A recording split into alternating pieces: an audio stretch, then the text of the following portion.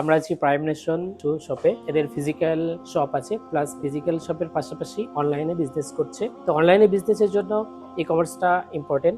E commerce সাইটটা আমরা করে দিয়েছি। তো হাসিব ভাইয়ের কাছে শুনবো, প্রাইম নেশনের ওনার, আমরা যে সার্ভিসটা দিয়েছি এটার প্রতি তার কতটুকু স্যাটিসফ্যাকশন।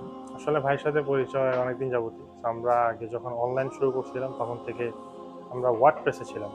সো ওয়ার্ডপ্রেসটা আমার মনে হয় যে বেশি ফ্লেক্সিবল না। সো এরপর আমরা শপিফাই মুভ করি। আর ভাই থ্রু আউট দ্য জার্নি ভাই আমাদের হেল্প করছে অনেক, অনেক স্মুথলি জার্নিটা মেক করার ট্রাই করছে। সো সব কিছু নিয়ে অনেক বেশি স্যাটিসফাই। সো আচ্ছা আপনারা ভাইয়ের কাছে সাথে যোগাযোগ করতে পারেন যদি ই কমার্সের ভালো সাইট বিল্ড করতে চান। Obviously he is preferable. আচ্ছা। সাধারণত আপনার ই কমার্স সাইট বিল্ড করার পরে সাপোর্টিং নিয়ে একটা সমস্যা থাকে, হ্যাঁ। রাইট।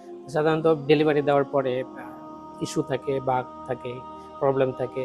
তো আমরা তো ডেলিভারি দিয়েছি প্রায় 25 তারিখে, গত মাসে 25 তারিখে, আজকে 8 তারিখ, 8 তারিখ আজকে। হ্যাঁ, তো ডেলিভারির পরে কি মনে হচ্ছে যে সাপোর্টিং সিস্টেমটা ঠিক আছে? হ্যাঁ, অবশ্যই। কজ একটা ওয়েবসাইট বিল্ড হয়ে যাওয়ার পরও এরপরও কিন্তু অনেক কিছু মানে থাকে চেঞ্জেস করার বা একটা সাপোর্টিং হ্যান্ড প্রয়োজন হয়, ঠিক আছে? সো সেই ক্ষেত্রে ভাই আমাদেরকে সাপোর্ট দিছে। আর মানে ভালোই সাপোর্ট দিছে। রোজার মাসে ১টা ২টা বাজেও জ্বালাইছি। যেহেতু বিজনেসের একটা প্রেশার ছিল। সো তখনও সাপোর্ট দিছে। সো হ্যাঁ, মানে সাপোর্টটা ওয়েবসাইট হয়ে যাওয়ার পরও কিন্তু সাপোর্টটা অনেক বেশি নিডেড। সো সাপোর্টটা অনেক বেশি ম্যাটার করে।